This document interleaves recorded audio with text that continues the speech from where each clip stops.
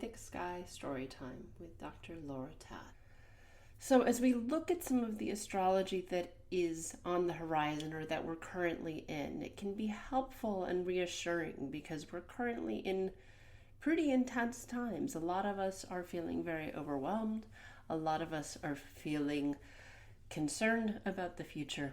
And so, looking to the astrology of the next month or so can give us some comfort or reframe some of the things that can feel overwhelming and challenging during this time. So yesterday, on the 11th of November, the planet Venus, that we as astrologers associate with love and value, right? She's in mythology. Venus is the goddess of love.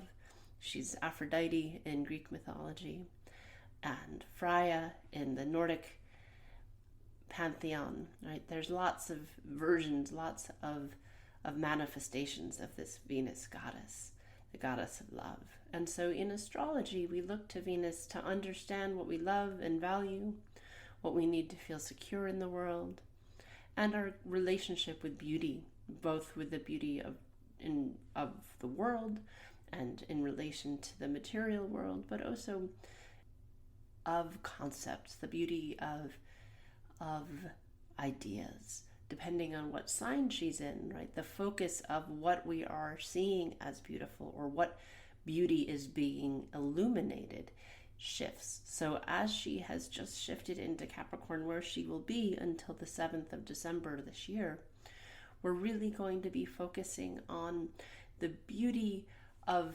Capricornian ideas. So Capricorn likes structure. It likes things that have a sense of containment to them. It also is very much about accountability, leadership, but not so much in the sense of the shining king leader. That's much more Leo, where the Capricornian leader is the boss, is the one in charge, is the one giving instruction. Out of balance, it can feel very much about giving orders, but it could be understood as direction, as guidance in its higher manifestation. And so really seeing the value of having order, of having some containment to things, and then, thinking or responding in a incremental way to the things that are important to us, and getting very clear and orderly around how we're going to give attention to the things that are important to us. She'll be there until December 7th, where she shifts into Aquarius, which is the sign right after Capricorn. Aquarius is radically different than Capricorn, where Capricorn likes things to be contained and orderly and have a systematic quality to them.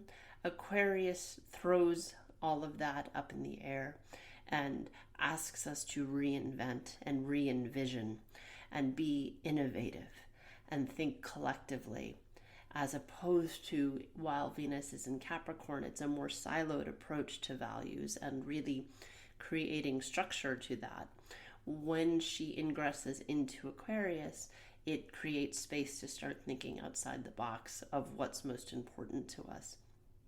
And pretty much as soon as she gets into Aquarius, she will have conjuncted Pluto, because Pluto will be ingressing into Aquarius in about a week. And so with that December 7th ingress out of Capricorn into Aquarius, she and Pluto will meet up in the sky, which then also asks us to, in that reinventing, there may be a need to let go of things that we thought were important to us, that we discover either are no longer important to us or have value in a different way. So that's sort of jumping a little ahead because I wanted to talk about that conjunction. So right now, as of yesterday, on the 11th of November, Venus ingressed into Capricorn, where she'll be until early December. A few days from now, on the 15th, Saturn, which has been retrograde for many, many weeks at this point, in the sign of Pisces, where it's been for over a year.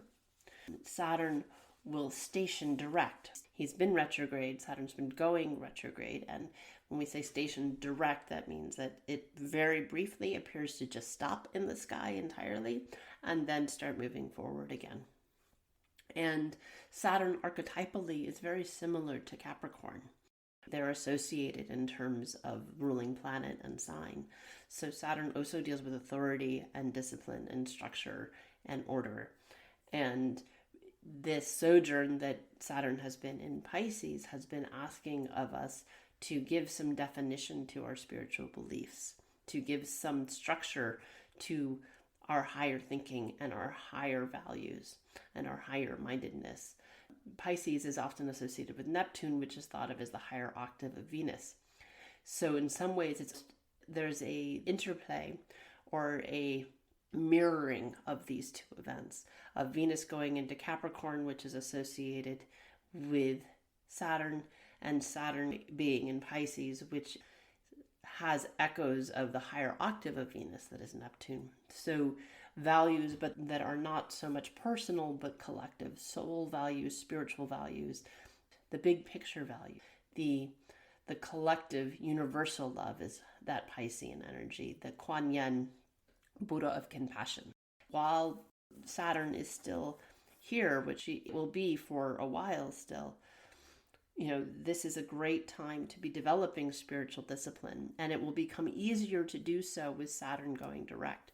With Saturn having been retrograde, whenever something is retrograde, we're going back over things. So it's been a time of needing to review our spiritual disciplines.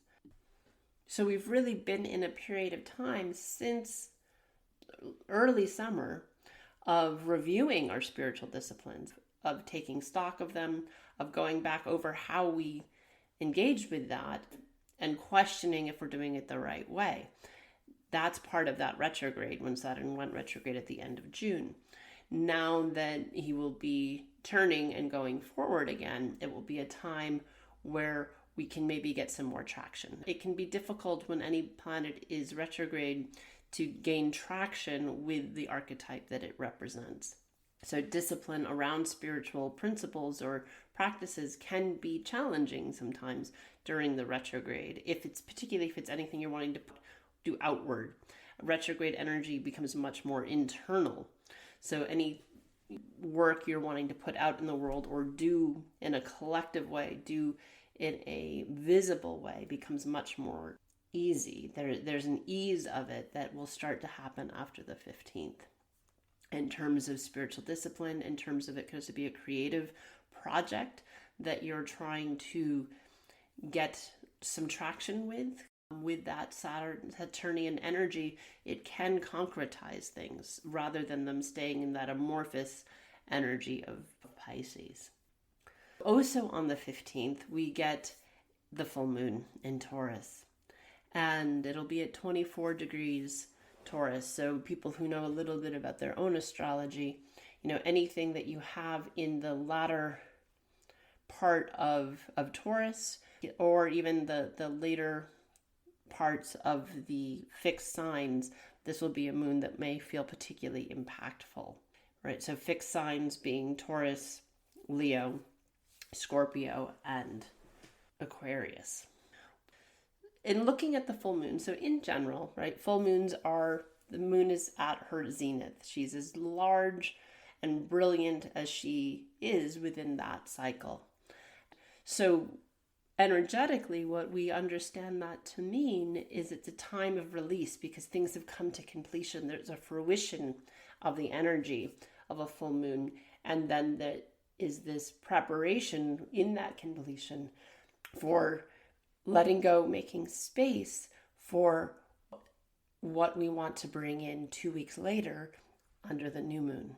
And every full moon is always the opposite of the sign that the sun is in. So when we're in the season of Scorpio, that's why it's the full moon in Taurus, because full moons are always the opposite sign of the sun. So we're in Scorpio season, And therefore, the full moon during Scorpio season is in Taurus.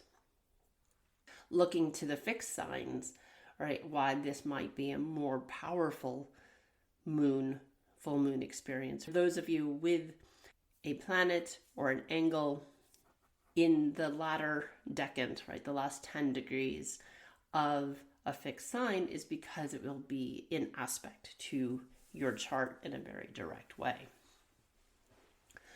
Now, I've talked before a little bit about the concept of Sabian symbols, which was initially done with Mark Edmund Jones and a medium, where they worked together to come up with phrases or imagery for every degree of the zodiac.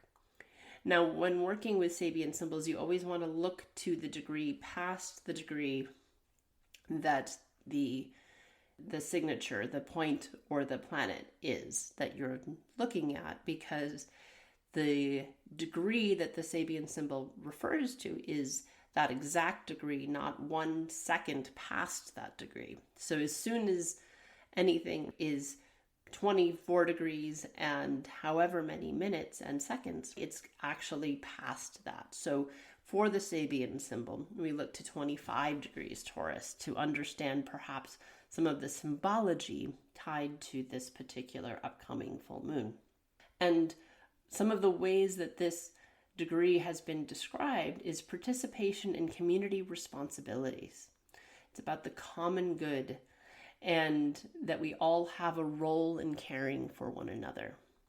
So if we tie this then back to the full moon, back to what's going on in the world right now, this particular full moon is asking us to come together as a community, as societies, whether your community is a group of friends or organizations or groups that you're a part of, that doing work collectively, caring for each other collectively, the idea of tribe and communal support, also that idea of responsibility that can be a piece of that Taurus energy, because Taurus is an earth sign. So that piece of how do we take care of one another, that can also be the earth because it's Taurus. How do we collectively care for each other? How do we collectively care for the earth? What's the common good? And so that being some of the energy that will be coming in at the end of this week. And one of the things for yourself that you can do, right? So every full moon, new moons, you want to set intentions, full moons, you want to release. So letting go, particularly of going beyond the Sabian symbols, just things that are Taurian, right? So Taurus governs our sensory experience. It's the most earthy of the earth signs. It's the sign most associated with the natural world. The physical environment, the natural environment, nature, animals, that all falls in Taurus's realm. Again, we get sort of this repeated theme of Venus. It's tied to values and security. And that's part of this responsibility. How do we, that community participation and responsibility to care for each other and valuing that. So with the full moon, letting go of potentially blocks that have impeded your ability to do that with ease, or feeling like that's natural to be caring for your community, as opposed to wondering what maybe I'm getting out of something. Taurus, when it's out of balance, can be stubborn. So how are you impeding your own ability to grow and transform? Where are you being stubborn? Where are you being caught? One of the shadows of Taurus is this idea of being loyal to a fault, right? So where is that loyal to a fault energy impeding your ability to actually truly help people, right? Sometimes the best way to help someone is to walk away, not to be there. So looking at areas of your life where maybe that could shift, or even writing that down on a list of the things are in that realm you'd want to release or let go, and you can burn that as part of letting go of that energy, of that vulnerability to feel overly responsible or overly committed You've decided that you feel a certain way. You've decided that you're going to do something a certain way. You've decided you'll be there for someone that may or may not be in your or their best interest. Just because you've committed to it doesn't actually mean that it's in anybody's or everybody's best interest. And a few days after we get this full moon on the 15th, on the 18th of this month, Mercury and Jupiter will be in opposition, which means they're 180 degrees away from each other in the sky. And typically that's only a couple days of an aspect because Mercury moves very quickly. However, because of how these planets are moving right now and will be moving, they, because of retrograde cycles, will actually encounter each other 3 times between now and the day after Christmas. So what does this actually mean, this Mercury-Jupiter opposition? So Mercury will be, or is in, Sagittarius, which Sagittarius is the big ideas, big concepts. It's very philosophical. It's very forward-thinking. And Jupiter is in Gemini, which is the sign of the twins and duality. And Jupiter expands whatever it comes in contact with. Mercury, being the god of communication, gives language, gives voice to things. So in Sagittarius, it's giving voice to these big concepts, giving voice to these big ideas, these philosophical notions or philosophies. And one of the shadows of Sagittarius is it can be grandiose. It can be so forward-thinking, so visionary that it's not necessarily looking at things realistically. Right? It can be Pollyanna, that it'll all work out, so no worries, it's all good. Right? It can be some of the shadow of Sagittarius. So Mercury being there, giving language to things, voicing things without necessarily thinking them all the way through or understanding the gravity of of what we're communicating or what we're listening to. Now, in its opposition to Jupiter, we have Jupiter expanding in the sign of the twins, in a Gemini that's often associated with communication, right? These two planets are in what we call mutual reception, which is Mercury is most associated and governs Gemini, and Jupiter is associated with Sagittarius. They're in each other's signs. So that even amplifies this aspect even more. And how I've come to understand or explain aspects to clients is it's the nature of the communication. So Mercury and Jupiter are in dialogue with each other in being 180 degrees away. They see each other across a room and are in conversation. And they are in each other's signs. So there's a recognition of their nature because they are each sort of wearing each other's costume. There's this sense of repeated theme of big concepts and language and big concepts and language, right? So Jupiter and Gemini and Mercury in Sag, we get this repeated theme. So a lot of communication, a lot of ideas, a lot of feeling like we need to share. And one of the challenges in the opposition, or with Jupiter being involved, or even just Mercury being in Sagittarius, is we can be vulnerable to speaking before we think, right? That we can get so impassioned about our ideas that we're not necessarily thinking of the consequences of what we're saying or what we're sharing, or the greater impact of that.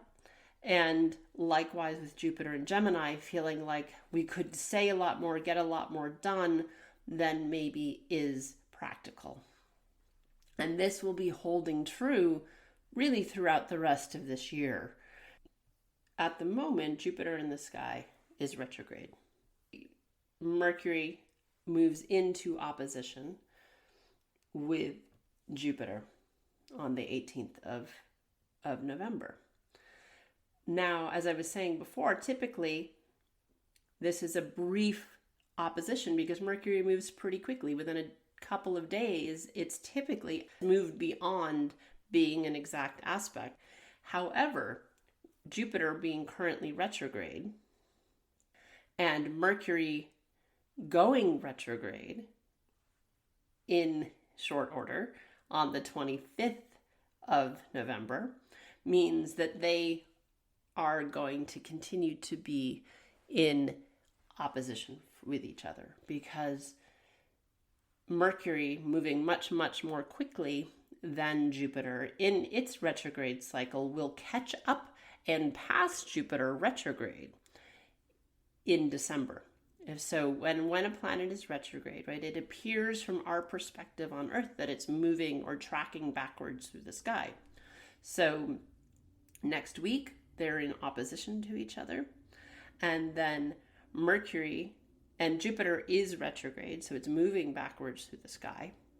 Then a week after that exact opposition, Mercury goes retrograde, and it will catch up with Jupiter, and they will be exactly opposite again. Mercury will go so far retrograde that it actually passes Jupiter, but then it goes direct before Jupiter goes direct, and so it passes it a third time. So we get 3 exact oppositions between these planets that are in mutual reception. So they occur on the 18th of November, the 4th of December, and Boxing Day, the day after Christmas. And this is all happening, in the mid degrees of these signs.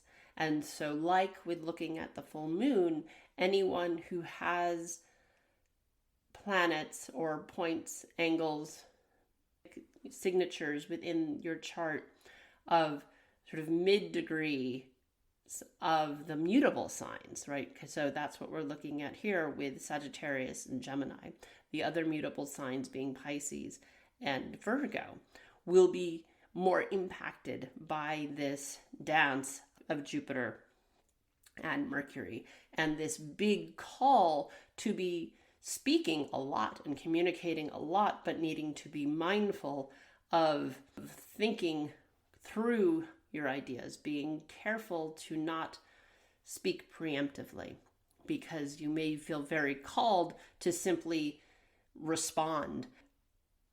It may be to your benefit to take a beat and to actually have impact, to actually be heard and have, because that's one of the gifts of this Mercury in Sag, is you could reach broad audiences. You could have big ideas, big concepts, really reach large numbers of people or really have significant impact, but needing to be mindful of not speaking too quickly or being so grandiose, so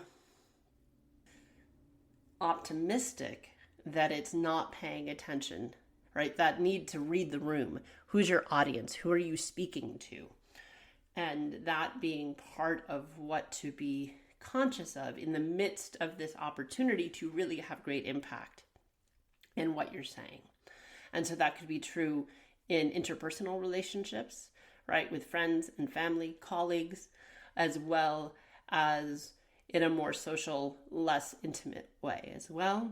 And that would be, this communication can come in many forms. It could be written, it could be oral, it could be social media, right? However you are engaging in the exchange of ideas, having an opportunity of a lot of brainstorming, but also being mindful of not thinking so large that you're missing the forest for the trees, right? And part of that, I think, is also linked with this fact that they engage with each other 3 times over the course of about 6 weeks.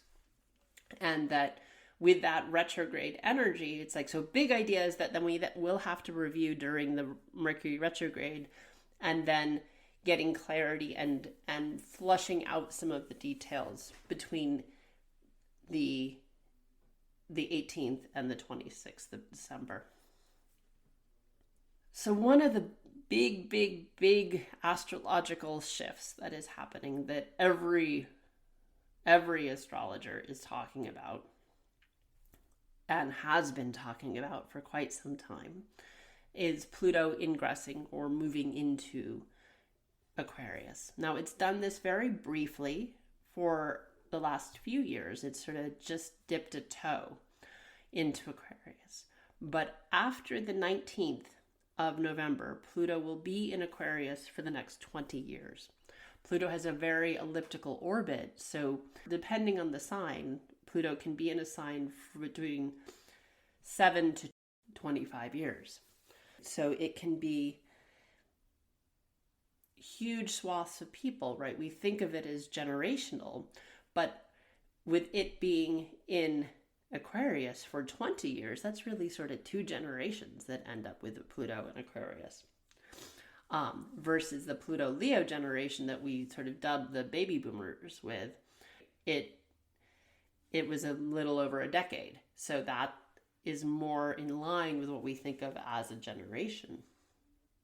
Now, so what is the difference of this energy? Pluto being the god of the underworld, right? Death, rebirth, transformation. He's Hades in Greek mythology.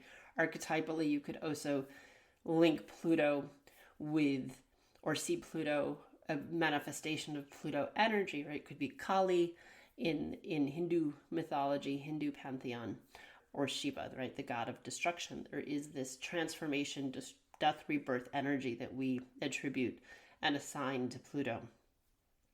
And since 2008, Pluto has been in Capricorn, right? And so globally, we have been in a period of time of transforming authority, transforming structure.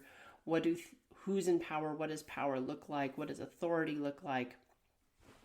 And a restructuring of that, because Capricorn is that authority energy, right? Like I was talking about with Venus's ingress into Capricorn about containment or structure. We've been in that energy with Pluto being in Capricorn since 2008. And it can also feel constricting sometimes, right? So Pluto transforming what is the old, what is feeling constricting, is what we've been living through globally. Now, in its ingress into Aquarius, Aquarius governing everything that is unusual. Aquarius is innovative, it's described, the iconography of Aquarius being the water bearer, which gets confusing for a lot of people because people then think Aquarius is a water sign, but it's an air sign. It's a water bearer, the carrying of ideas, the bearing of ideas, the sharing, the water bearer pouring the ideas out for humanity. And Pluto ingressing into Aquarius, we are shifting into a time of transforming ideas, transforming what's cutting edge. It also governs technology, so it's very much in alignment with AI and what we're going to see with tech, and a lot of transformation with technology and being innovative. And also very much, Aquarius is very much associated with the collective, with group and tribe. And so, right, most recently, other than the brief sort of dipping a toe into Aquarius in the last few years that Pluto was in Aquarius, was the tail end of the Revolutionary War and therefore the founding of the United States, the French Revolution, and the ousting, the fall of the king, right? That was a social movement driven revolution. Prior to that one, in the 1700s, which was the last time Pluto was really in Aquarius, right, was the 1500s during Henry VIII's reign. And more specifically, it ingressing into Aquarius was Henry VIII and Anne Boleyn getting married and England removing itself from the Vatican and the founding of the Church of England. And then across the pond, right, we get the Spanish conquistadors that are conquering South America during this period of time, particularly Pizarro conquering the Incas. that we're a thriving society and redefining what that society looked like in ways that we still see today. And if we look to like specific individuals that might embody some of this energy, Queen Elizabeth I was born just as Pluto had ingressed, because she was born the year after her parents married. So in 1532, it's when Henry VIII and Anne Boleyn are married, which is the preceding the 1700 ingress when Pluto was in Aquarius. And Queen Elizabeth is born the following year. It's still Pluto in its retrograde cycle was still at 0 degrees. So she embodied that transforming culture, transforming society, transforming her country in a very collective way. It was part of her energy and tied to the zeitgeist of the time that she reigned. And the impact that had, right? This collective redefining of society, that it was still a very tumultuous time in England between the Catholics and the Prods, and the transformation of that society happening during Pluto and Aquarius. Now, that doesn't mean that things have to be as tumultuous as they were in the 1500s or the 1700s, right? But we are shifting into a time where society, particularly for the next 2 decades, will be going through a very powerful transformation and purging. And there will be things that will need to fall away because they do not work. They're ill-fitting. They no longer serve us, right? The opportunity, the potential of this is to shed what is broken and be really creative and really inventive of what we could co-create to fill that vacuum, to fill that void, and do so ideally collectively. As a group, as a culture, as a society, what can we co-create to support the greater good? It has that potential. It may not be that initially because it is a 20-year period. But Aquarius is about being inventive, is about thinking outside the box. And the more inventive, the more outside the box, the more innovative, the better. And then it's really working with the energy and leading the innovation, leading the revolution, as opposed to in reaction. Now, of course, just a couple days after Pluto gets into Aquarius, we have the annual sun ingressing into Sagittarius. And as I talked about with Mercury, right, Sag is optimistic, right? So we can be more optimistic in the midst of difficulty during Sag season. And it is that big picture time, that being able to have some optimism or excitement about the possibilities of what the coming year may bring in for us. And so then that's where we get this just after the sun ingresses. On the 25th, we get that Mercury retrograde at 22 degrees Sag, right? And so it's still in that dance with Jupiter, where Mercury will be retrograde in Sag. It gets back to 6 degrees till the 15th of December. And whenever Mercury is retrograde, it's this time to rethink things.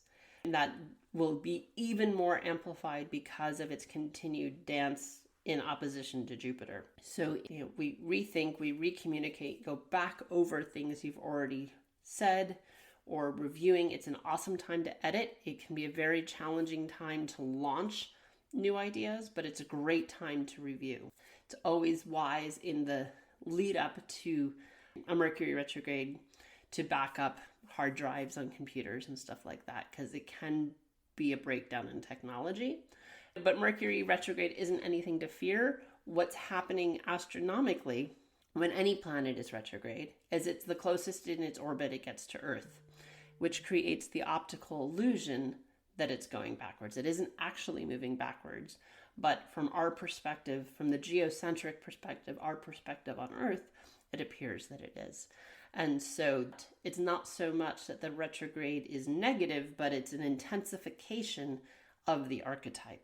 So Mercury being the god of communication, this intensification of all things mercurial, thinking, speaking, writing, ideas, short travel, short trips, that intensifies. And so if we're communicating a lot more and it's in Sag, so it's in these really big ideas, are we thinking them through, as I said before? Then that makes more, there's simply more opportunity for miscommunication because we're communicating more. Not that we're necessarily more vulnerable to miscommunication. It's just communicating more means that there may be more opportunities to be misunderstood or miscommunicated. People might be listening too quickly and not absorbing what it is that you're saying. And that's the reason for the misunderstanding or the miscommunication, is it isn't even so much you're miscommunicating, it's misunderstood or misheard.